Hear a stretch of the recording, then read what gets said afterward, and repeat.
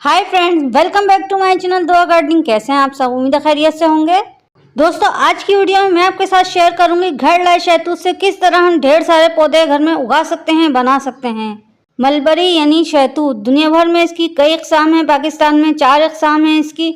आप किसी भी किस्म का शहतूत ले सकते हैं जो भी आपके इलाके में, आपके घर में आता है, चाहे वो ड्राई फॉर्म में हो। सूखा हुआ शहतूत भी मिलता है, उसकी भी बीजें निकाल कर हम इसी तरह पौधे लगा सकते हैं।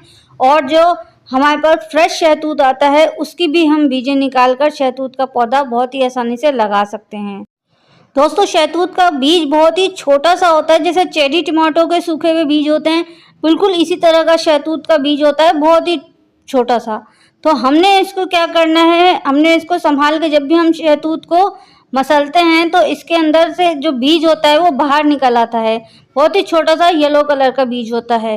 तो जो पके हुए शहतूत होते हैं, फुल पके हुए, उसमें से आसानी से निकल आता है और दिखता भी। शहतूत की बीज जो है वो, जब भी हम शहतूत को मसलेंगे तो उसकी बीज जो है वो थोड़ी सख्त होगी, सख्त दाना हमें महसूस होगा, वही उसकी बीज होती है। तो गीले शहतूत यानी फ्रेश शहतूत में से भी हम इसके बीज निकाल सकते हैं, वो वाले शहतूत जो बिल्कुल पके हुए हों और मीठे हों। कच्चे और हरे शहतूत में से इसकी बीजें नहीं निकल सकती, और निकल भी आएंगी तो वो मैच्योर सीड नहीं होंगे, वो जर्मिनेट नहीं होंगे, यानी कि वो उगेंगे नहीं। और इसके बाद जब भी हम शहतूत घर में लाते हैं, जाहिर है उसको 3 पानी से धोते हैं, यानी कि एक टब में पानी भर कर हमें इसको डुबा डुबा के धोना होता है, क्योंकि उसके ऊपर जो भी पेस्टिसाइड अटैक हुआ है, हमारे जो भी पेस्ट अटैक हुआ है, और जो भी दवाएं इसके ऊपर छिड़काव करते हैं वो लोग, दवाओं का, केमिकल का, तो वो सब हटाने के लिए हमें इसको थोड़ी देर पानी में भिगोना भी होता है और 3 पानी से इसको धोना भी होता है। तो जब भी आप घर लाएं शहतूत, उसको डुबा डुबा के धोएं। ये आप देख सकते हैं, शहतूत धोने के बाद जो पानी होता है वो मैंने एक टब में, एक अलग टब में कलेक्ट कर लिया है। और अब ये देखें कितने बारीक सीड हैं। तो इसके सीड मैंने इसी में से निकाले हैं, और मैं इनको 2 तरीके से या 3 तरीके से मैं इसको उगा के दिखाऊंगी। एक पेपर टॉवल मेथड की मदद से, यानी कि टिश्यू पेपर गीला करके एयर टाइट डब्बे में बंद करके इसको किसी गर्म जगह पे रख देंगे। थोड़े दिनों में इसके पौधे निकल आएंगे। तो जो पौधे निकल आए, 2 पत्ते निकल आए पौधों के, थोड़ी सी जड़ निकल आए, वो आप एक अलग गमले में या एक अलग छोटे से गमले में आप उसको डालकर पौधा बना सकते हैं।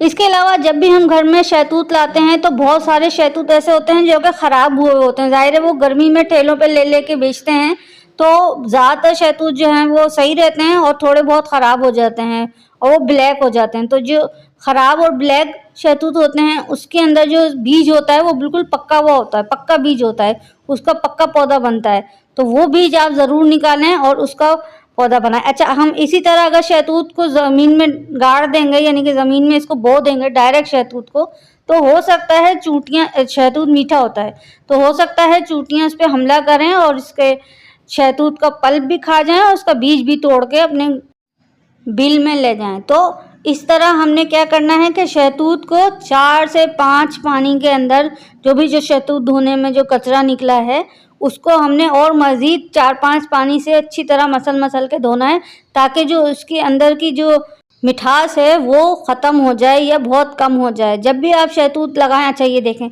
ये मैंने 4-5 पानी से इसको धोया है, इस कचरे को भी शहतूत के, और इसको मैंने कोकोपीट में लगाया। कोकोपीट और बालू मिट्टी का मिक्सचर है। अब मैंने इसको इसमें डाल दिया है, थोड़ी सी कोकोपीट इसके ऊपर डालूंगी, क्योंकि बहुत ही बारीक बारीक सीड होते हैं, तो हमें कोकोपीट की ज़्यादा लेयर नहीं लगानी, यानी कि मिट्टी का इतना इसमें दबाव नहीं डालना कि पौधा ही ना उगे। तो अब हमने इसको पानी डाल के छोड़ देना है। थोड़े ही दिनों में ये पौधे निकल आएंगे, छोटे छोटे पौधे होंगे, और वो जब भी बड़े हो जाएंगे 2 महीने के, तो हमने इसको अलग अलग गमलों में शिफ्ट कर देना है। दोस्तों, जब भी शहतूत घर में आए लाजमी उसको पानी में डुबो डुबो को धोना है, जिस तरह स्ट्रॉबेरी धोते हैं। स्ट्रॉबेरी धोने का भी तरीका ये है कि स्ट्रॉबेरी को ऐसे ही नल के नीचे ऐसे धो लिया आपने हल्का सा और उसको खा लिया फ़ौरन नहीं। स्ट्रॉबेरी को अच्छी तरह पानी से धो के उसको थोड़ी देर नमक वाले पानी में डुबा देना है, और 10 मिनट के लिए, 10-15 मिनट के लिए। उसके बाद इसको निकाल कर सादी पानी से धोकर फिर आपने इसको खाना है। जब भी आप स्ट्रॉबेरी धोएं तो आप देखेंगे कि स्ट्रॉबेरी के भी बीज जो हैं वो पानी के अंदर नीचे जाके बैठ जाते हैं। जिस तरह अभी शहतूत के बीज बैठ गए पानी में धो के, इसी तरह स्ट्रॉबेरी के भी बीज पानी में जब हम धोते हैं डुबा डुबा के, तो उसके सीड नीचे बैठ जाते हैं। तो वो भी पानी अगर आप किसी भी गमले में डाल देंगे तो वो भी, उसके भी पौधे निकल आते हैं। मैंने बहुत सारे पौधे उसके भी उगाए हुए हैं। तो आप ये देख सकते हैं जो जो पौधे इसमें शहतूत के पौधे हैं ये, तो जो जो पौधे इसमें बड़े हुए हैं वो मैंने छोटे से टब में इसको सेव कर लिया, यानी कि पौधे को छोटे से टब में मैंने प्लांट कर दिया है ताकि इसकी रूट्स जो हैं वो कोकोपीट और मिट्टी का जो मिक्सचर है यहाँ पर इसमें फैलें और इसका पौधा बड़ा होता जाए। जब भी ये पौधा ज़्यादा बड़ा हो गया 2 महीने का, तो हमने इसको अलग गमले में शिफ्ट करना है। आप ये देख सकते हैं ये ड्राई शहतूत है, सूखे खुश्क शहतूत जो होते हैं ना ये वो हैं। तो इसमें भी बीज हम इससे बहुत ही आसानी से बीज निकलती है क्योंकि इसकी बीज बहुत ज़्यादा मैच्योर हो जाती है, पक्की हो जाती है। गीले जो शहतूत होते हैं, फ्रेश शहतूत से जो बीज निकालते हैं उसमें थोड़ी सी मुश्किल होती है क्योंकि उसमें शहतूत का बीज हमें बाकायदा बहुत गौर से देखना पड़ता है और समझना पड़ता है कि वो बीज है और उसको हमने अलग करना है, कलेक्ट करना है। जबकि ये जो ड्राई शहतूत होते हैं इसमें हम इसको भिगाकर भी इसके बीज निकाल सकते हैं, उसको बगैर भिगाए भी इसके बीज आसानी से निकल आते हैं। बाकायदा इसके जब आप शहतूत का एक एक जो इसका दाना होता है जब आप इसको खोलेंगे तो उसमें बीज, बड़ा सा बीज इसमें दिखेगा, सामने दिखेगा। खुश्क शहतूत में इसका बीज ज़्यादा वाज़े होता है बनिस्बत फ्रेश शहतूत के, ताज़े शहतूत के। मलबरी सीड जर्मिनेशन के बाद, सीड प्लांटिंग के बाद हमने उसको रखना कहाँ है, लोकेशन कैसी होनी चाहिए। तो मलबरी का जो पौधा होता है उसको छोटी स्टेज में ज़्यादा धूप पसंद नहीं होती। 1-8 घंटे की उसको धूप मिल जाए, वो भी डायरेक्ट धूप नहीं, थोड़ी छनी हुई धूप, यानी कि शेड वाली जो धूप होती है वो इसको देनी है। इसको अगर हम फुल सन में रखेंगे, छत के नीचे, हमने खुले आसमान के नीचे इसको रख दिया तो जाहिर है वो सूख जाएगा। अब बात करते हैं इसकी मिट्टी कैसी होनी चाहिए। तो मलबरी का पौधा जिस भी स्टेज में हो, कितनी भी इसकी उम्र हो, इसके लिए वेल ड्रेनेज सॉइल यानी कि अच्छी मिट्टी और न्यूट्रिशन से भरपूर मिट्टी, यानी कि उसमें खाद भी हो और उसमें इतना पानी खुश्क ना हो जाए कि एकदम ज़मीन चटक जाए और इतनी भी गीली ना हो कि कीचड़ बन जाए। तो इसको बैलेंस फर्टिलाइज़र और बैलेंस जो है ना इसको मिट्टी चाहिए। तो इसके लिए जो बेस्ट सॉइल मिक्सचर है वो 40% गार्डन सॉइल यानी बल मिट्टी, 40% कोकोपीट और 30% किसी भी तरह की कंपोस्ट, काउडम कंपोस्ट ले लें या सबसे बेस्ट है वर्मी कंपोस्ट ले लें या फिर लीफ कंपोस्ट ले लें या किचन वेस्ट कंपोस्ट ले लें। हर किस्म की कोई भी कंपोस्ट हो, कोई भी खाद हो, वो पक्की खाद हो, कच्ची खाद ना डालें वरना ये पौधा जल जाएगा। पेपर टॉवल मेथड से जो सीड हमने जर्मिनेट किए हैं उसको हमने जब प्लांट करना है, यानी कि जो इसकी प्लांटिंग होगी, सीड निकाल कर हमने इसको मिट्टी में जो ट्रांसफ़र करना है, तो सबसे पहले उसमें जो गमला लेना है, जो बर्तन लेना है वो बहुत छोटा होना चाहिए।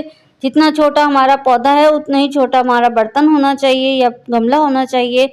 इसके अलावा हमने इसको रखना कहाँ है, हमने इसको किसी बड़े पौधे के नीचे इसको उसके साए में रखना है ताकि इसके ऊपर डायरेक्ट धूप भी ना पड़े और जो गर्म हवाएं चल रही हैं वो भी इसको ख़राब ना करें।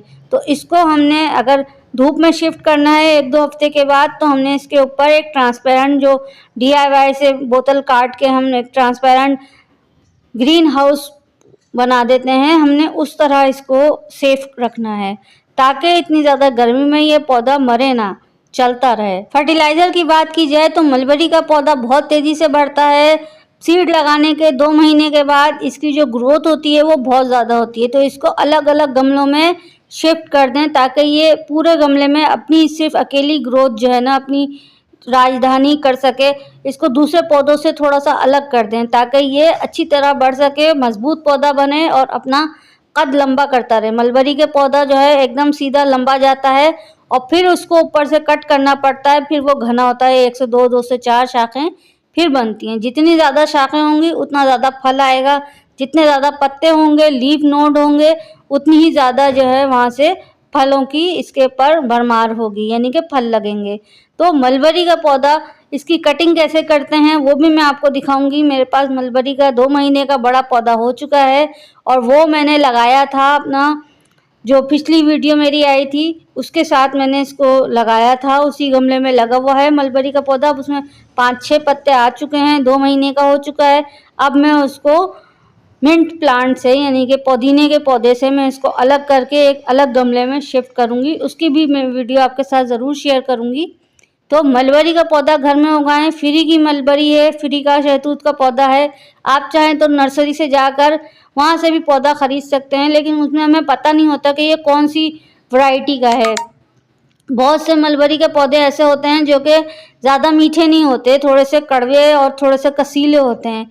तो हमें नहीं पता होता कि नर्सरी पे जो प्लांट हमें मिल रहा है अभी उसमें फल नहीं लगा हुआ, या फल लगा हुआ भी है तो भी हमें पता नहीं है कि वो किस जायके का है, फल पका हुआ नहीं है। तो आप जब भी मलबरी का पौधा प्लांट नर्सरी से लें तो उसको देखभाल के लें, उसके ऊपर फल लगा हुआ हो और फल को चख के लें, यानी कि आप टेस्ट कर लें आप वो मीठा भी है, या जो दूसरी मलबरी आती हैं जो छोटे छोटे साइज़ की होती हैं वो इतनी मीठी नहीं होती, वो ज़रा खट्टी और कड़वी सी होती हैं। तो ये पाकिस्तानी मलबरी है, ये ज़रा लंबी भी होती है और मीठी भी बहुत होती है। अब पौधे लगाना हो गया दुआ गार्डनिंग के साथ, बहुत ही आसान। दुआ गार्डनिंग के साथ जुड़े रहिए। आज की वीडियो में इतना ही, मिलते हैं किसी और अच्छी वीडियो के साथ। तब तक के लिए अपना, अपने घर वालों का और अपने पौधों का बहुत ज़्यादा ख्याल रखें। Thanks for watching, take care.